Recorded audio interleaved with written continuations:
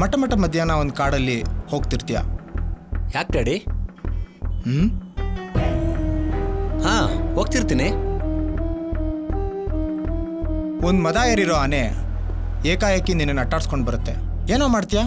ಅದ್ರ ಟೆಕ್ನಿಕ್ ನನಗೆ ಗೊತ್ತು ಡ್ಯಾಡಿ. ಆನೆನ ಸೋಲ್ಸೋ ಶಕ್ತಿ ಅಂತೂ ನನಗಿಲ್ಲ. ಅದಕ್ಕೆ ಯುಕ್ತಿನ ಉಪಯೋಗಿಸಿ ಡೌನ್ ಇರೋ ಕಡೆ ಓಡೋಗ್ಬಿಡ್ತೀನಿ. ಯಾಕೆಂದ್ರೆ ಆನೆ ಬಾಡಿ ಹೆವಿ ವೆಯ್ಟ್ ಅಲ್ವಾ, ಡೌನ್ ಇರೋ ಕಡೆ ಓಡೋದಿರ್ಲಿ, ನಡೆಯೋಕ್ಕೂ ಹೆದರುತ್ತೆ.